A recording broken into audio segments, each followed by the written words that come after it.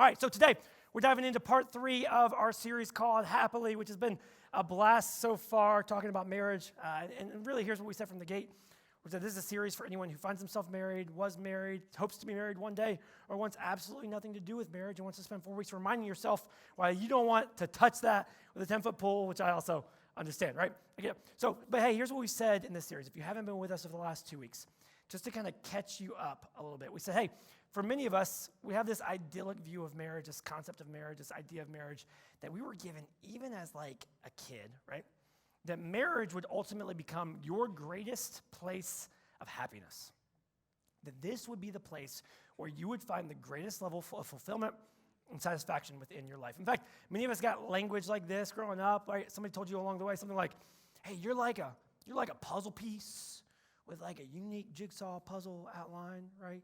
And there's another puzzle piece out there with an equal jigsaw kind of outline, and their puzzle piece is made perfectly for your puzzle piece. And when you find that one person, you're going to feel so complete, find yourself so happy, find yourself overjoyed and so full when you find that one person, right? In fact, some of us were led to believe that we actually were insufficient in ourselves, right? Until we found that one person. So we were told over and over again in some way or another, be it by media, be it by movies, be it by parents, be it by friends, that marriage will be our greatest source of happiness. But you've seen this, and I've seen this over and over again. That marriage can be a place of happiness, but often it also becomes one of the greatest sources of heartache and heartbreak within our world. Some of you have experienced that personally in your own life. Some of you have experienced it through family members very close to you who found heartache there. Some of you have watched very, very close friends go through very, very deep seasons of pain and heartache and heartbreak because of or within the context of marriage, right? And it starts to throw off our expectations and starts to throw off our understanding. And part of the challenge is we stepped into marriage with a high expectation, or we look forward to marriage maybe one day with an expectation, a certain expectation that's pretty high, right? And pretty demanding and pretty hopeful. And then we jump into marriage, many of us, and we jump in and we experience the realities of marriage, or we watch other people get married and we experience and watch their realities of marriage. And those realities don't always live up to our expectations. And in the gap between reality and expectation is always heartache, disappointment, frustration, right? We said in this series, we've been saying every week that, hey, it's important that we kind of understand how this works, because often we find ourselves in this situation and we start to look at our reality. We say, hey, if my reality would only change, if he would only shift this, if she would only stop saying that, they would only stop doing things that way, if they might load the dishwasher a certain way, right? Forks up, right? My world would be a little bit different, and my reality would begin to meet my expectations. And we said this, hey, you can spend your whole life trying to change your reality. Some of you have spent years trying to change your reality. But sometimes the problem is actually our expectations. And here's what I'd say to you right out of the gate, that our expectation should be high for marriage. It should be. But in this series, we're saying, hey, it might need to be different. So today, we're going to jump into an expectation that I have watched people walk into marriage over and over and over again with, and I'm always surprised when I'm sitting across the table with a couple who's maybe looking to get married, they've maybe committed to get married, they've gotten engaged, or they're in the process of planning a wedding, and you start to hear this expectation from them, right? And I see it over and over again. It's this expectation simply says this, hey, we won't really ever have big arguments because we haven't had any big arguments yet, and we can work through the small things, right? Because we've worked through some stuff before. I hear this over and over again. In fact, sometimes I hear young couples say something like, hey, we never fight. Like, we're perfect for each other. We never argue. And I immediately get a little bit nervous for them. Because I'm like, it's coming. And the longer you go without a storm, the more thrown off you're going to be by it, you know? But I hear it over and over again, this expectation, hey, we don't really ever fight. We're never really going to have a big argument, right? And then we jump into it.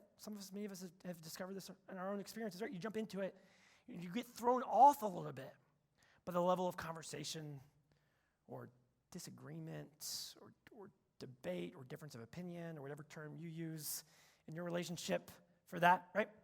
So here's what I'd say, right? Often, many times, these arguments start out as a small thing, right? There's usually almost every argument you have, and I would say this not even in marriage, but with anyone close to you. There's a small thing that kind of starts out in your relationship or in a conversation that turns into a big argument, right? Another way to say that would be, the conversation starts out situational, right? There's always just a situation that pops up. But then at some point, it becomes personal to someone in the conversation, right? One person forgets that it's their day to pick up the kids from school. The other person looks back and says, well, you can't remember anything, right? One person overspends a little bit in the budget, and the other person looks back and it's like, hey, you're always wasting what we have. You don't value what I make, right? You hear this over and over and over again, right? One person's like, hey, I don't really want to eat fast food, right? And the other person's like, well, you always want your way. Right? What starts out as something that's situational quickly moves to become personal. And in that moment, we often look at the other person and we say, hey, why are you making it personal, right? Like it feels like one person's making it personal. But in reality, the conversation doesn't shift from situational to personal when someone makes it personal. It's one like half second before that when someone actually takes something that's situational and takes it personally, right? And you find yourself in this dichotomy where one person's looking at the other person saying, hey, this is not a big deal. And the other person's going, no, I'm making it a big deal, right? The other day, I came home from something, and Emily, we're in the process of buying a house right now. We close at the end of the month. And, we're starting to think about, like, hey, we want to paint the walls. The house needs a little bit of love, so we're going to give it a little love, right? What color do we want to paint the walls, that kind of thing. And so Emily went to Home Depot with my mom to look at paint samples. And I'm like, oh, that's great. They're going to go look at paint samples, right? And I'm thinking, there's, like, 1 million index cards on the wall that you can choose from and pick from. And I'm really glad that my mom's in town, so I don't have to stare at all of those shades of white and white and white, and it still looks white, And it's just me. I don't know. So they come home, and I asked Emily, I said, hey, how did it go with the paint samples? And she said it went great. You can see them on the counter. She goes, I bought some of those liquid samples, the paint samples that we can paint on the wall. I said, you did what? She said, I bought some of those liquid paint samples. And I was like, but there's free ones in a rack on the aisle, and it's about a mile long. Like I don't understand. She's like, no, well, your mom said it'd be good to buy the other one. And if you know me at all, I'm a little bit like, I don't know. I don't want to say cheap, but it's the only word in my mind right now. So you can ask Emily at the end of the morning what word she might use there, right? And so I'm like, she's like, hey, this isn't a big deal. I'm like, I'm starting to make it a big deal, right? Because I'm feeling this in a different way. And I'm turning it into a different level of conversation. And she just looked at me across the bedroom. She goes, the actual paint for the house is going to cost more than that. Anyway, I am an idiot right now. And she kind of called me out before it went from situational to personal, or as it went from situational to personal. She kind of tapped the brakes right there. I said, whoa, dude, what are you doing right now? And she was right. She was right. But here's the thing, when this happens, when we start to experience things in a different way, or a situation starts to hit us in a personal way, right? Our immediate response is to armor up, right? You start finding everything that you can do to put a wall up to protect yourself, and start finding every tool or weapon you can use to start pulling the other person down into a personal argument, conversation, debate, discourse that you can, right? Start to armor up. I'm an Enneagram 8. If you know anything about the Enneagram, that means, the best description I've ever heard about Enneagram 8 said, in the absence of an enemy, an 8 will create one. Which is a little bit scary, I guess, right? If you know me at all. And so for me, I go like this is easy for me. In fact, this is in my programming. This is default human nature for me. When things start to feel personal, for me to go, how do I protect me and start to injure or create harm to you, right? That's natural for me in my relationships, right? Some of you experienced this before. There's a psychologist named Dr. Gottman who studied marriages for years and years and years. Guy's brilliant. This is fascinating. He has what he calls a love lab, which sounds fascinating. It's like they literally took an apartment in the state of Washington and they turned it into a research center where they bring couples in and put them in situations and scenarios and conversations, and they have cameras and they just watch them. It's like the real world, but for science, And so they just watch these people. And so he's studied relationship after relationship after relationship, hundreds, if not thousands of marriages, right? To see what happens when things start to move from being situational and become personal. He said there's at least four ways that couples start to armor up. He calls them the 4 horsemen, which is fascinating. He says they do this. He says the first one is criticism, right? We just start to criticize the other person, right? We kind of protect ourselves from something that feels critical towards us and start to criticize them. The second one, he says, is contempt. We start to elevate ourselves and look down upon them and view them as lesser than us. The third one is defensiveness. So now I'm protecting myself from anything that they might say to me, whether or not it might be true, right? The fourth one is stonewalling, which I just call teenager mode. like we just stop talking to each other, or if we talk to each other, the last thing we're going to do is give any level of emotional engagement. So it's like, it sounded like a discussion question, but it's getting a yes, no. You know what I mean? Like just doing everything we can to put a barrier up and give them nothing. Because couples go through this over and over and over again. Criticism, contempt, defensiveness, stonewalling. I've experienced it. I've seen it. You've experienced it. You've seen it. And I'll tell you this, at least in the closest relationships in my life, here's what I found, is that eventually I get tired of stonewalling and all the other things. Eventually I start to wear out. Eventually I start to run out of energy in the argument or the fight. Right? And eventually I just go into what I call like truce mode. Like, hey, let's just call a truce. You know what I mean? Like, can we just call a truce? Which really becomes just another word for negotiation. To say, hey, how can I give you a little bit of what you want and get from you a little bit of what I want so that we can have just some peace? Because I'm tired of dealing with this, right? So in some relationships, it might look like, hey, you're going to pick up the kids on Monday, Wednesday, Friday. I'm going to pick up the kids on Tuesday, Thursday. In other relationships, it might look like, hey, you're going to make dinner 3 times a week. I'm going to make dinner 3 times a week, and we're going to go out, right, 1 time a week and argue over where we're going.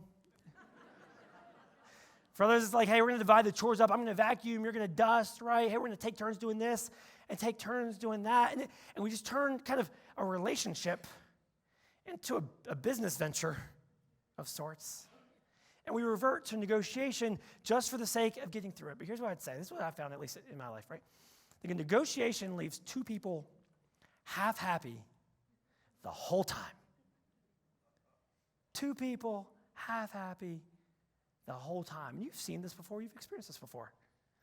And often what happens along the way, often, not always, but often, one person finally kind of has enough of this. And they go, hey, I'm tired of just being half happy. I want to be fully happy. And so whether they do anything significant or having a significant event, or they start to live in a certain way, they start doing everything they can to live for their full happiness. And they begin to find that full happiness in places beyond the relationship. You've seen this before in people you know. There's a couple things I'd say real quick about conflict, things I've experienced that often are the case, not always, but often are the case, right? The first one is this: the interpersonal conflict is often, not always, but often a reflection of inner conflict.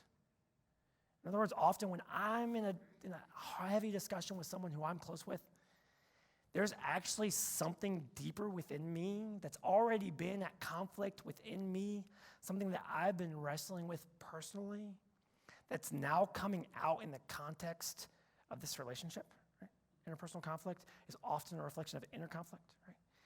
And inner conflict often, not always, but inner conflict often stems from insecurity. The pieces of me that I don't fully love about me, the parts of you that you're not fully confident in, the things that you're not fully comfortable with or fully sure of, the triggers that you have that you know, like, oh, I just don't feel fully sure in that area or in that way. Right? Inner conflict is often stemming from insecurity. So if we're going to engage in conflict well, here's what I'd say. We've got to find a new perspective on conflict. And we've got to find a different approach. Now, last week, we spent some time reading through a letter that was written by the Apostle Paul, who was one of the earliest leaders within the Christian movement, right? He wrote this letter to a church, one of the earliest churches, right, to practice in the way of Jesus. And he said, throughout the letter, he said a few things But yet last week we read through a section where he specifically speaks to relationships within the household, specifically speaks to wives and husbands. He talks about some responsibilities and some kind of rules of engagement and ways that they ought to relate to one another. He talks about wives and husbands as a close relationship. And then from there, he continues in the letter to talk specifically about relationships within the home, some of the closest relationships within the home. So he talks about wives and husbands. He talks about parents and kids, right? He talks about these closest relationships. And then right after he finishes that section of talking about and speaking to and speaking into how to engage the closest of relationships within our lives, he goes immediately into a section or a passage about conflict.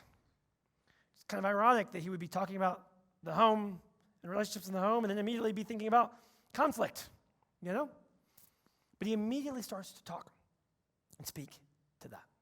There's a few words that he shares that I think if we leaned into them today and we actually took them to heart, regardless of what you believe, would shift the ways that we engage, shift the ways that we armor up, shift the ways that we discuss and defend ourselves in some of our closest relationships. He starts by saying this. It's a little interesting. He says, put on the whole armor of God that you may be able to stand against the schemes of the devil, which is kind of a weird way to start a section of a letter. He says this, though, we do not wrestle against flesh and blood. And you're like, well, I kind of do, right? Like, most of my fights that I find myself fighting with are against flesh and blood, or against people in my life, right? I think about my closest relationships. I think about people within my household. I think about people I do life with, right? I think about my closest friendships, right? Like, most of my wrestling, I feel like, happens between me and someone else, right?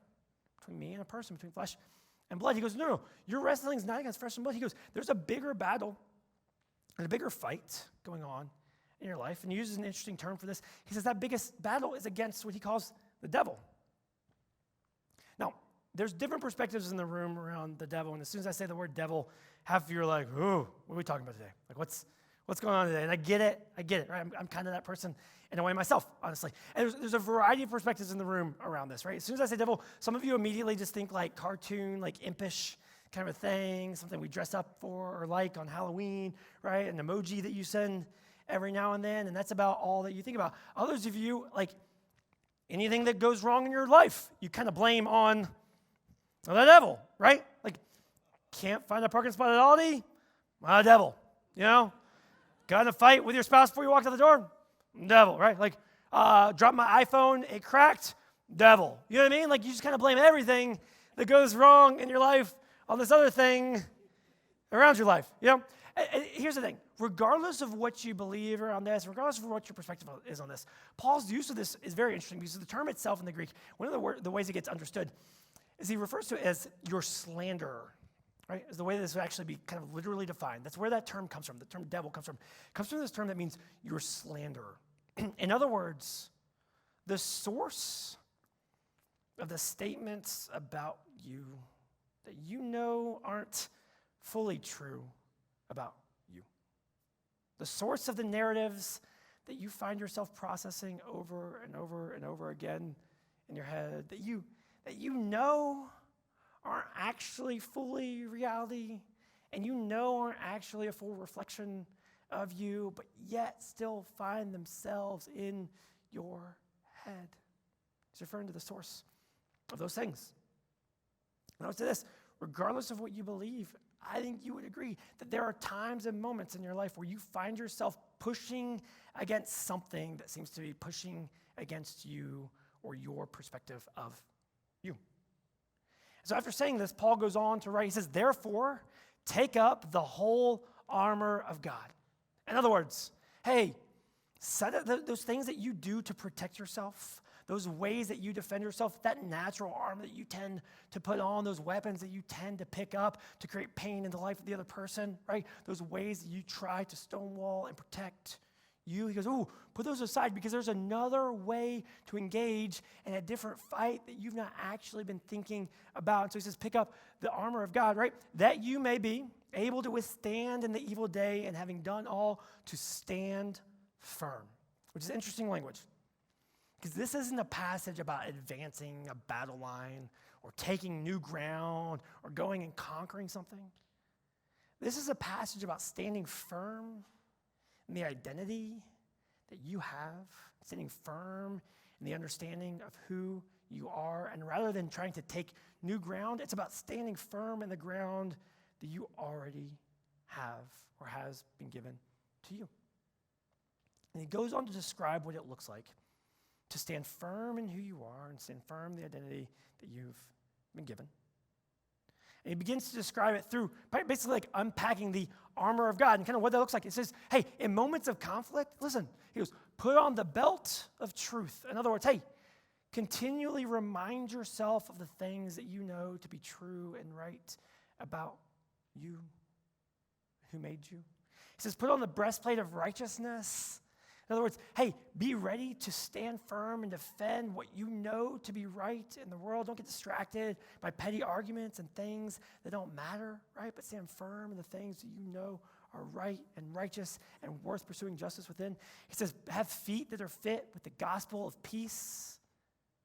In other words, hey, in every room that you step into, in every relationship that you have, in every space that you walk into, be a person who walks in and brings peace to that moment, brings calm to that moment.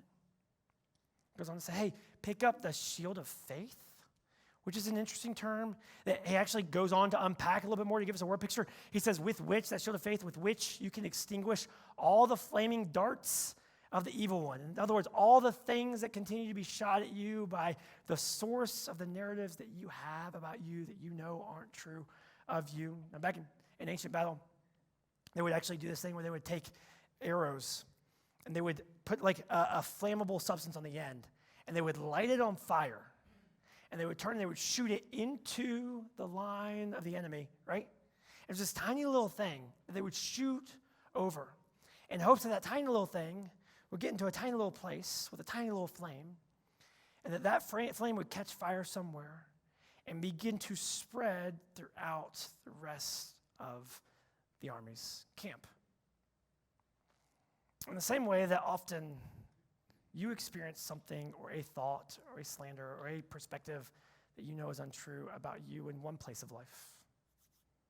And how easy it is for that thing that begins in one little place of your life to begin to continue to expand and to grow and to affect you in every area of your life, right?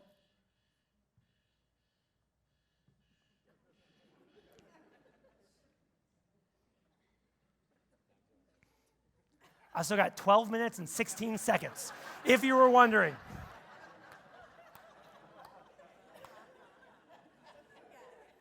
We're good. Hey, aren't there moments, though, where you're at work, hang with me, where you're at work, and somebody says something about you that you know isn't true, but you carry that back into home, and you carry that into coffee with a friend, and you carry that into other relationships where that hasn't entered yet, but it actually begins to grow and to spread into every area of your life. Paul's saying, hey, listen. Before that happens, don't forget the faith that you have. Don't forget that there's a power beyond you that you are holding on to and putting your trust in. And your trust isn't in what that person says about you. Your trust isn't in that one little perspective of you. Your trust is in someone who made you and defined you and already knows the truth about you. He says, hey, hold that kind of faith before those moments come. Paul goes on to say this, put on the helmet of salvation, right? In other words, don't lose sight of the fact that you've already, through Christ, experienced full salvation in him. You're already fully secure in that. He says, lastly, he says, pick up the sword of the Spirit. In other words, if you're going to grab a weapon, grab the sword of the Spirit. He says, which is the word of God, which is literally to say, like, hey, speak with God's words in moments of conflict. And you've got access to the ability to set aside the things that you want to say in that moment, those things that are just dying to jump out of you. You got full access to the ability through the God who made you to respond in the way that God would respond. Now, what's interesting to me about the armor that Paul describes, if you grew up in church, if you grew up around this kind of thing and you've heard this passage before, you've probably heard people talk about it this way. They'll say, hey, Paul is looking at Roman soldiers And he's describing what Roman soldiers wore. And he's using that as a word image to describe the kinds of things that you could wear. What's interesting is that that's actually not the source of Paul's imagery in this text. Paul's actually referring back to ancient Hebrew literature that was written almost 1,000 years before him that described this kind of armor. But it wasn't an armor that man was picking up and putting it on. It was actually the armor that God himself was described as wearing in moments where he was protecting himself or protecting his people. Right? Let me give you one example of this. There's about 6 of these throughout the prophet Isaiah's text. I'm going to give you one for the sake of time. He said this. He said, the Lord put on righteousness as a breastplate and a helmet of salvation. Right? So when Paul starts to describe the armor of God, he's not looking at us and saying, hey, put on this armor that God has given you or that God has made for you or that through God is accessible to you. What he's saying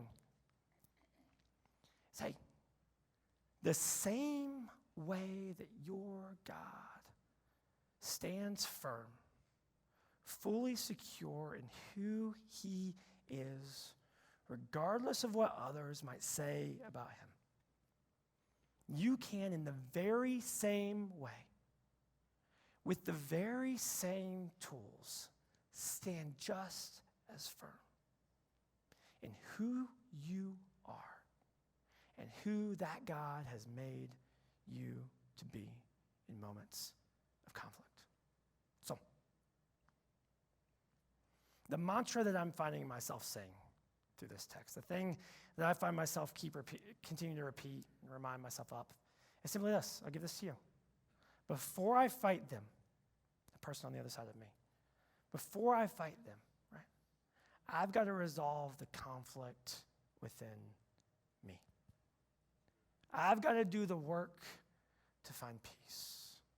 I've got to do the work to remind myself of the truth about me. I've got to do the work to redefine what righteousness looks like in my life. I've got to do the work to put my words aside, to pick up the words of the one who created me. Listen, when you do, you find another way to fight in moments of conflict.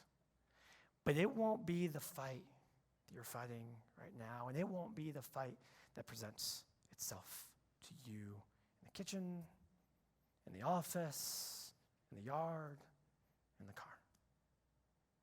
So let me do this before we wrap up. It says, 3 ways if I were you.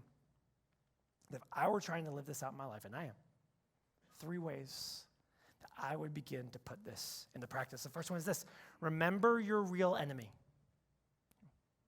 In moments of conflict, listen, especially if you're married or in arguments with someone close to you, those moments, remind yourself, this is not my real enemy, and there's something pushing against us that we together need to fight against. Second one is this, right? Remember who you're fighting with and for. That person on the other side of that table that you're in close relationship, that's not the person you're fighting with. There's something beyond you that you're pushing against together, right? But when you begin to recognize that, listen, nothing unites people like a common enemy. And when you begin to recognize that, you'll find yourself fighting with them, alongside of them, and for them on their behalf.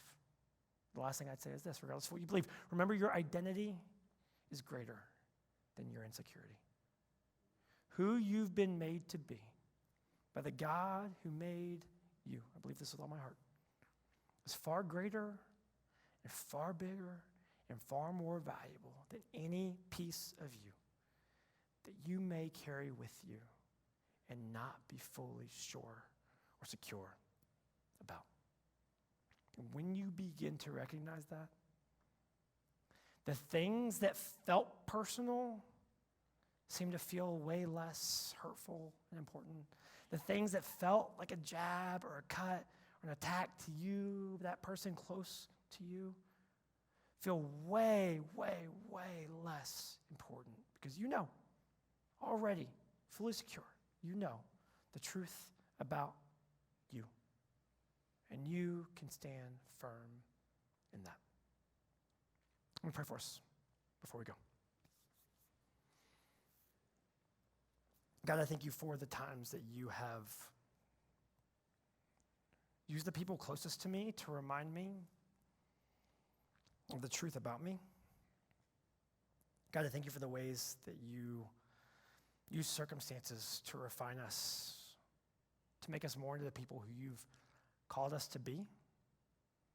God, I thank you for the ways that you continue to point out to us where our real battle lies and where the real work is to be done. God, for those of us in the room who find ourselves this morning in moments of real significant conflict with someone else, God, would you help us to be people of peace, people of truth, people who can stand firm in conflict, not to attack the other person, but to stand firm in the identity that we know we already have and to bring peace and calm to that relationship. God, for all of us, would you remind us of the truth about us and the ways in which we fight against things that often go unnoticed in our lives. God, would you continue to give us the tools to become more of the people who you've made us to be, to model that for others, even in the ways that we fight, argue, and work through conflict. God, we love you. We thank you for this. It's in Christ's name we pray. Amen.